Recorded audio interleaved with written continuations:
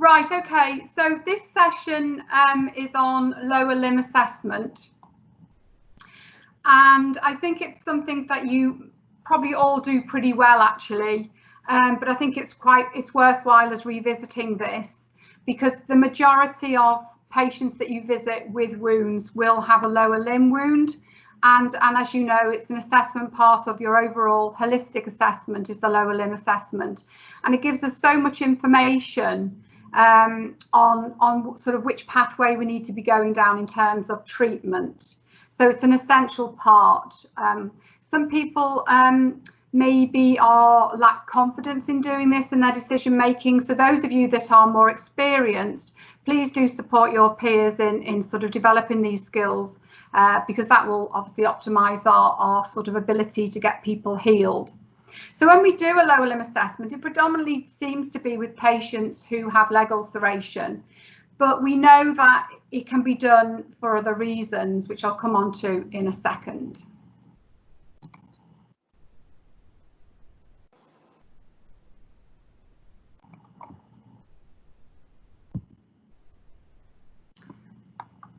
There we go. So why a bit of a delay then? So why do we carry out a lower limb assessment? Well, mainly it's because we are trying to establish the arterial flow in the legs, what the status is, how good or bad it is, because that information will really then guide us as to whether this patient can have compression on. That's predominantly why we're doing it. Is it safe to put compression on this limb? But also it supports a proactive approach to lower limb wound care. So some people might have trauma. They've snagged their leg on a car door or something like that. And rather than waiting to see what happens with this wound, or unfortunately waiting and then things get worse, what we're trying to move towards is a more proactive management or a proactive approach to these patients to establish, well, yeah, okay, they've got some signs of maybe venous disease.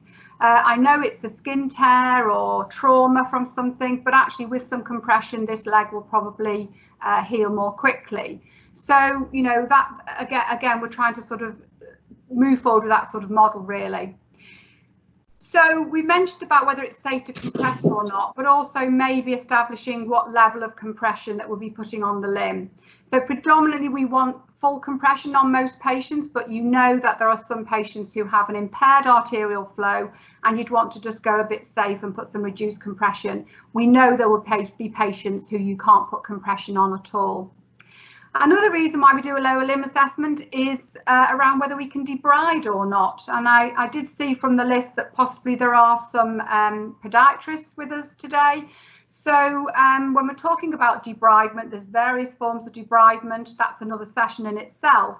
But, you know, in terms of heel damage, so there's a necrotic heel, we need to be sure that there's an adequate blood supply to that heel before we start to try and attempt debridement. So again, that's why you'd be doing a lower limb assessment. Debridement of those feet or the foot that is deemed as at risk, so those people with known ischemia or diabetes, podiatry would be leading on any debridement. So what's included in a lower limb assessment? Well, it forms part of that holistic assessment that I've already mentioned. But when we're talking about lower limb, there's two main areas really that you're looking at. So it's the observational bit. So what are you seeing on those legs? What signs and symptoms are there, maybe of venous disease or arterial disease? But also, it's not just about observation, it's about touch as well. I'm a great believer we need to touch the limbs, we're feeling them, we're feeling the edema, feeling the temperature. The second bit of a lower limb assessment is the Doppler assessment, which is the sort of gold standard, and we would be expecting you to do that. But don't forget that a lot of information can be gained around sort of underlying diseases that might affect the blood supply of the limbs by just having a look at the patient's medical history. So you can find that on EMIS, or you can ask patients questions about their past medical history as well. So documenting your assessment, it's essential that it is documented. It forms part of our sort of, it's essential record in line with trust policy.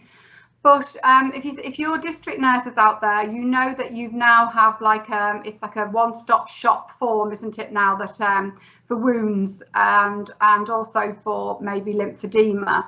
So the whole of your assessment is found now in one document. So the lower limb assessment bit of that is in that document, as is the Doppler recording section of it. For those of you that aren't district nurses, we do have the leg ulcer assessment form. So the lower limb bit is within that. And we've also got a standalone lower limb assessment form as well. And they can still be found on our internet site. Podiatry tend to record their lower limb foot assessment directly into care notes. So it's important that you document all of your findings from this assessment, because that will help you with your decision making on what you feel is happening in terms of etiology, the diagnosis of that problem, and that will inform your care plan. So you can keep referring back to that, and it provides a baseline, doesn't it, that you can then measure your outcomes against, and when you reassess, you can see whether things are better or worse. Some people, you know, get a bit concerned that they feel it's quite a lot to do, and you know, all these assessments, but don't forget, you don't have to do it all in one hit. When we're looking at a holistic leg ulcer assessment, for example, you can do it in stages, and the lower limb assessment bit of it can be done in stages. So you might choose to do the observational touch bits in one visit, and then you might plan to do your Doppler in another.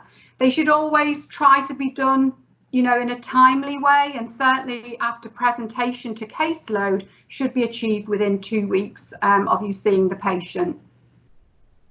But don't think you've got to get it all done in one visit. So carrying out a lower limb assessment, ideally the patient should be lying down, because there are certain tests that you're doing which should be performed when the patient is flatter and their legs elevated. I know that can be quite difficult with some patients, getting them onto a bed. If they have a riser recliner, you could get the riser bit into that sort of mechanism, get their feet up. If you can't, you know, they're in a chair with their legs down, try and put their legs maybe up on a stool or a chair with a pillow. So ideally they need to try and have their feet sort of level with their heart if possible for your lower limb assessment. If it's impossible, just document that you've had to do the assessment with their legs down. So if the patient's got a wound or an ulcer, remove the dressings, cleanse the leg ulcer, cleanse the leg, and because you will be observing the ulcers as well at this stage. And you want to expose both the legs, even if one leg is affected. So they've got ulceration on one leg, you want to expose the other leg so you can make a comparison or look for signs of disease in the other leg as well. So again, you can be providing a proactive approach. Lighting is really essential, and I know it's not easy, folks, is it? In some patients' homes, I'm supporting district nurses in one locality, and just the whole environment is not conducive for good care, really. You know, clutter, dark, it's very, very difficult, but do your best. If you can get good natural lighting as well, because you're trying to look at limb colour and some of the signs, you know, you need to be clear about what you're seeing. And if you are Dopplering, if you just prepare the patient for what you're going to be doing, giving them a bit of a brief and probably advising them to take some analgesia beforehand, because it can be uncomfortable when you're doing it. So what are you looking for then? So when you're doing your lower limb, you are looking for signs of venous disease, and this might present as varicose veins. So it's a typical sign of venous disease, and you're looking at the whole leg, you know, particularly the lower limb, but follow it up. See if they've got varicose veins sort of above the knee. Are they at the back of the knee? Because already you'll be starting to think that compression might be difficult if you've got a big varicose vein that sort of, you know, comes at the back of the popliteal space. It can be very uncomfortable and cause some swelling of the vein if you're sort of putting a bandage over that area. So keep your eye out for varicose veins, and then just record whether they've got those. A typical sign of advancing venous disease. Oedema. So this is where your touch comes in, because you're feeling for oedema. You're feeling whether, so first of all, you're looking to see whether it's present. It's pretty obvious if it is, and then feel it. Press the tissue. Is it very soft and pitting, or is it fibrotic? The more fibrotic the oedema is, it's more typical of advancing venous disease. So you'll probably heard us talk about sort of lymphovenous disease or lymphatic problems. So the more fibrotic it is, it tends to be they're further down that line of venous disease. Is it present in the toes? Is it present in the feet? Is it just from the ankle? It's just below the knee. Have a feel. Where it tends to gather nicely is in that sort of medial side, just above the knee, particularly if they've been having some compression already, which has sort of pushed the fluid up. Is there any oedema in the thigh? Because again, it's starting to get you to think about what your management plan will be. So is it fibrotic? Is it pitting? Where is it present? And it's pretty obvious as well that you'll start to see maybe some creases and folds in the skin if they've got advancing disease. Ankle flare. Okay, so this is again a sign of venous disease. You tend to get it, funnily enough, round the ankle. Can get it alongside the side of the foot, the medial and the lateral side, and it presents itself as these little sort of tiny purpley, sometimes pinky capillaries that are very visible on the skin, and that's really down to the congestion in the venous system, and again a typical sign of venous disease. So just make a note that they've got that. Hemosiderin staining, that can present as a reddy, purpley or browny, sometimes black. It can get really dark staining on the skin. If they've got ulceration, it might just be around the ulcer, or you might find it's present in patches across the limb. You tend to find it in the gaiter area predominantly. And this is where there has been seepage of red blood cells into the skin when you have got sort of hypertension in the veins and you get tissue flooding. And once you get seepage of the red blood cells, that's it. They won't return into the system. They die, they lay themselves down, and you get this staining. And it tends to be irreversible, you know, once they have got it. But again, a typical sign of venous disease. Yes. Atrophy blanche, that presents as like a marbling effect, and you see that it can be anywhere on the lower limb. If you look closely, sometimes they will have like little red specks within this sort of marbling look, which are the very congested capillary heads because of the venous hypertension, and it can be really, really painful. And often it's that sort of pre-ulceration stage. So if you have got an opportunity at this point to try and reverse ulceration by getting compression on, but atrophy blanche can be very, very painful for the patient, and again a venous sign. Lipodermatosclerosis, you might have referred to it as that inverted champagne bottle shaped limb. So you have a very tight gaiter area and then often a very wide calf. And often the calf is very sort of tight, and you get this woodiness, induration around the gaiter. You know, again, if you're feeling it, there'll be no movement. It's woody. There's lots of fibrin that's being dumped into the system because of the venous hypertension. And these can be challenging limbs, one, because they can be very painful, but also if you look at the shape, when you're thinking about compression, you need to be thinking about how you can shape that leg a bit more effectively to prevent sort of trauma or pain for the patient. Hyperkeratosis, hands up if you those who love that and you love picking it off. Can't see page blank. Oh, is that all of you? Oh, Judy says at the back. Oh, I don't know what's happened there, folks. Sorry about that. So hyperkeratosis, you all love that. I'm sure you love picking it off. But obviously, if you are going to pick it off a little bit, you need to make sure that you have really hydrated the skin with a good emollient, a greasy emollient, like an ointment. And bowl washing is essential. We're going to be doing management next week, so I won't go into any detail, but the hyperkeratosis, this sort of overperipheric formation of the skin cells is very, very common in venous disease. But it's important we get rid of it because it harbours bacteria and sort of fungus underneath and can trigger a cellulitis. Varicose eczema, I mean, this is sort of an advanced picture of advanced eczema, really. So the disease is quite advanced, and it can actually just be some itch on the skin, some little patches, to sort of full-blown whole of the lower leg, presenting as weepy eczema.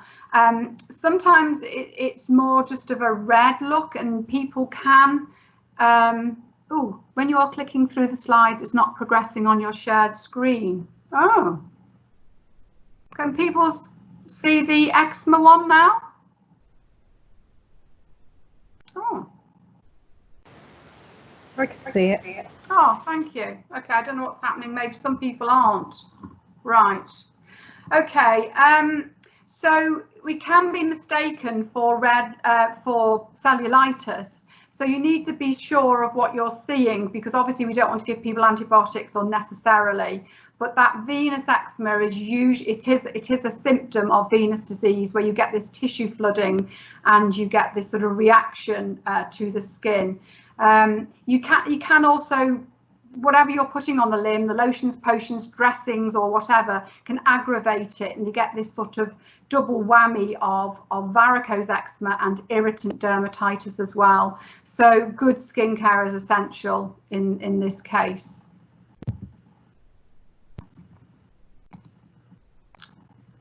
Please tell me if things aren't moving on, because I think some of you are fine, but some of you aren't. It's a bit weird.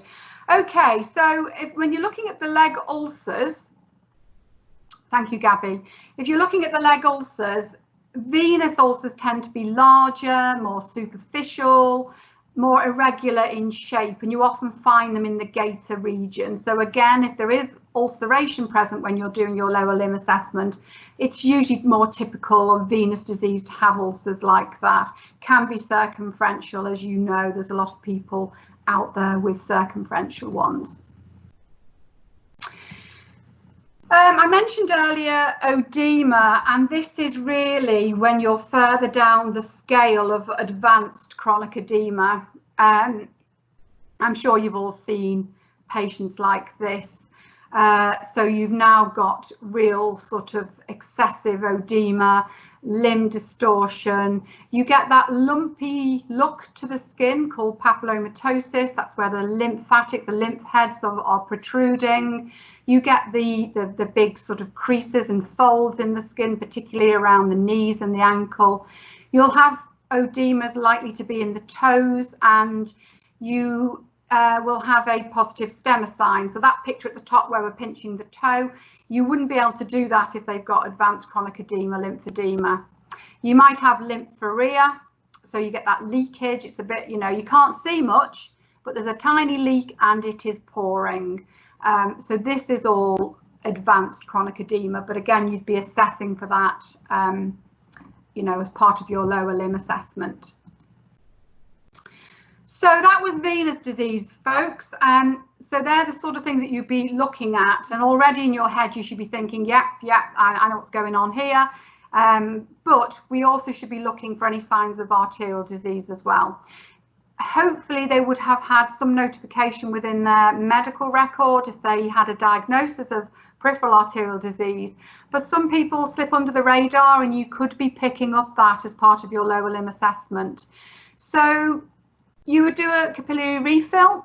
This is why it's important that you should have the leg up. You squeeze the pad of the toe, usually I use the big toe, until it blanches, and then you let go and you count how many seconds until it sort of reperfuses. So if you look at a lot of vascular books, they say it should be less than 2 seconds, but we you know, there's a lot of trusts that go with 3 seconds. So anything less than 3 seconds is fine. If it's more sluggish than that, the chances are that they have got some impairment of their arterial flow. Then you can do something called a burger test, not burger as in beef burger, but it's a BUERGER. And again, this is why you have to have the patient on a bed really, or at least, you know, their legs need to be level with their heart. So what you would do here is you would lift the limb if possible. You need to be careful if they've had hip problems or they've got arthritis, and ideally you should be lifting it to about a 45-degree angle. And you want to hold that leg there for a good minute, really. And you're watching to see whether that leg, that foot, or whether it goes further, starts to pale. Because if it is, what's happening is that the arterial flow is probably poor and unable to cope with that elevation against gravity. So that's what you're looking for. Once you have held it for a minute and made a judgment, ideally you need to be dropping the leg over the edge of the bed or the couch or the chair to about really a 90-degree angle, and you're seeing whether there's a rapid refill. So again, if you've got a poor arterial flow, you'll get a rapid refill. Sometimes it goes from purpley then to quite a red. We call it a ruber. And if it's doing that, they've got a positive burger test and they're likely to have arterial disease. It's quite a good test to do if you can't get a Doppler, even though we should be attempting Doppler. Have a feel of the feet. So start at the feet, start at the toes. I don't know about you, but I've always got cold feet and I actually haven't got arterial disease.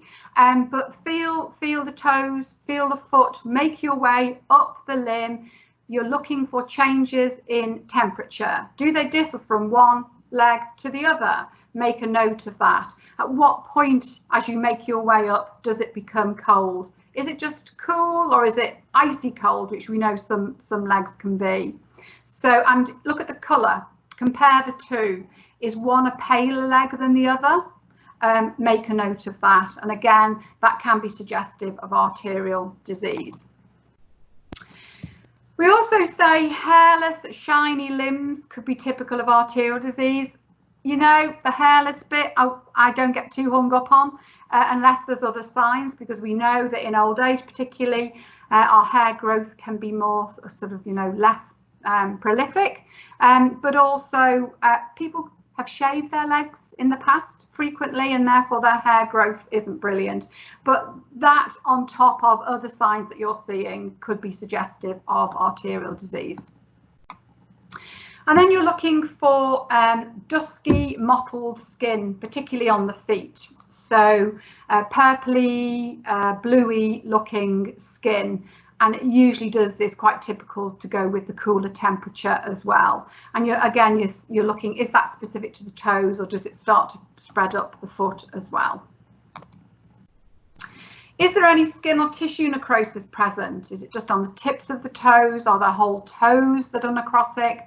Does the necrosis go further? And, if you have got that, and no one else knows about it, you are picking up something fairly significant. It would be surprising that you are picking this up without the patient already having a diagnosis of peripheral arterial disease. But if they haven't, obviously you need to be referring them urgently, particularly to podiatry or the vascular service. Ulcers tend to be smaller with arterial disease and more punched out, and they tend to be lower on the ankles or going down onto the feet or the toes with arterial disease or neurovascular disease. So in addition to what you're seeing on the limbs, another thing you need to be assessing for is pain. Is there pain in the limb on touch? So as you're holding the limb, you're poking and prodding and pressing, is that painful? Now, if they've got a lot of edema on board, it can be really sore edema. And this is why, when people have got pain and are reluctant to have compression, it's, we need to try and convince patients that their pain will likely to reduce after compression because we're decongesting that limb. Is the pain on mobility? So that could be suggestive of intermittent claudication. We call it the shop window syndrome. So the patient's walking down a high street when their muscles are screaming out for oxygen because of their arterial disease, they have to pause and pretend to be looking in a shop window until it refills, reperfuses, and then they can move on again. So talk to your patient about whether they do get pain on mobility in their limb. On elevation, so again, when you did that test, or ask them when they go to bed, do they get more pain? You know, you've probably heard patients need to hang their legs out of bed, and that's a way that they can perfuse their foot or their lower limb, and usually that is suggestive of arterial disease. Or is the pain specific to the wound? And that could be because of infection or inflammation, but just ask that question. Okay, so Doppler assessment, it supplements that lower limb assessment. And I would say if you've done a good holistic assessment so far and a thorough lower limb assessment, this Doppler will bring you no surprises. It's the icing on the cake, and it reinforces probably what you already know from your lower limb assessment. It is the gold standard, and we would be expecting people to at least attempt it. It doesn't diagnose venous disease, because what you're looking for is, what is it's establishing what the arterial flow is. So it doesn't diagnose venous disease. It's really giving you information that hopefully you can put compression on your patient. It might be difficult when the limb is very large, whether that just be through adipose tissue, fatty tissue, or whether that's a lot of edema on board. Or if the patient has AF or other heart arrhythmias, it can be a bit tricky sometimes to pick up the pulse. If the patient's in a lot of pain, it can be difficult. And if the patient maybe has dementia, or they're very agitated or fearful of the test, sometimes you just have to abort what you're doing because it's too distressing for patients. Not having the skills or the time to do it, I'm afraid, folks, isn't a reason not to Doppler, and you need to be working with your line managers to address that, to get yourself up to skills or to find the time to do it. Okay, so important to remember, not being able to Doppler. So if you haven't been able to Doppler because the limb's too big or the patient's got too much pain, it doesn't mean you can't put compression on. I've got 4 weeks left in this trust, folks, and I would love to be able to say that every nurse in this trust has got huge amounts of confidence when it comes to compression. We need to have more courage to compress. You need to go, put the trust in yourself. You've done an amazing assessment. You're all brilliant at what you're doing, but all of a sudden you seem quite nervous when it comes to put compression on. So talk to your peers. Have that confidence that what you have established in your assessment is a true reflection of what's going on with your patients. We've got to put full compression on the majority of these patients, otherwise they'll be on your caseloads forever. And obviously think about what the patient is experiencing, the suffering that they've got. So, it also doesn't mean that, I'll just go with reduced compression just in case. If your lower limb assessment and your patient assessment is telling you that there's nothing here that indicates arterial disease, they should be going into full compression.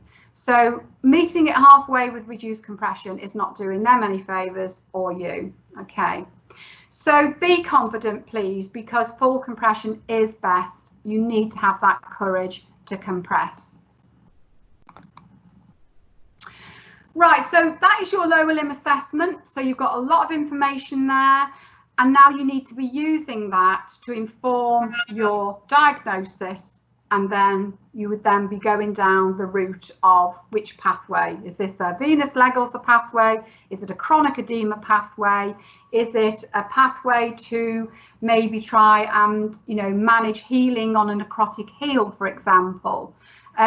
Or just managing some mild edema and you want to be proactive. It's not just about leg ulceration, but you need to then be deciding, with that information, what the best pathway is to treat your patient with. So as I said, let's get these patients healed. So that is the end of the presentation, and we've now gosh, that's really good timing. So that's just about half an hour of the presentation. And we've got about 15 minutes for any questions. Our standard around this is that all patients, as Sarah's described, need the lower limb assessment if they've got anything that you're concerned about below the knee.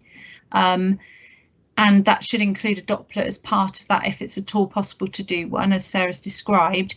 And I think to try to manage which of your patients and where we're up to with all of this within the team, your caseload review process, that is really critical for identifying all your patients with any type of wound or skin issue and making sure that you're challenging each other within the team. Has this person had their lower limb assessment? Have we got them in compression yet? What's happening? Have they healed by 40% over 6 weeks or not?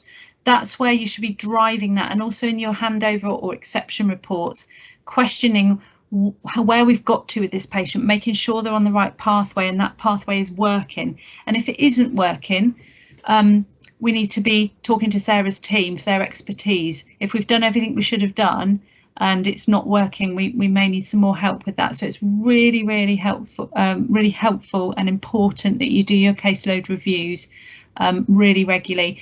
And I think the other thing to say is often lower limb assessment and Doppler doesn't happen because there's capacity and demand issues within the service, and that is true, and that's a reality, and we are working on that with the commissioners still. What I would say though is, if you don't do this, if you don't get people on the right treatment pathways, your caseloads will very quickly fill up with people that are not healing and are getting worse with their skin. So it's a false economy not to do this. It's an absolute invest to save procedure to do this assessment and get people into the right treatment. Where we have done this, where we rolled it out initially, the new leg ulcer pathways and things a few years ago, we saw massive increases in the healing rates. Some patients, I think the average at one time we had for venous leg ulcers was 9 weeks. And when you think the average prior to us doing that work was 2 years, and that's twice a week, could be every day, once a week visits for you guys. So that mentality of, or that culture of investing time to save time quickly pays off, very quickly pays off. And that's not to mention, of course, all of the cost involved in all the dressings and the visits when we don't get people on the right pathway, and most importantly the sort of suffering and debilitating effects that these ulcers have on the patients. So it's just a real plea to really see this as an invest to save on time, and it's all around the sort of quality of care. If we get it right first time, our capacity and demand issues will improve, and in fact wound care accounts for around 42% of all district nurse work. So it has a massive impact on your caseloads and your workload if we get this right.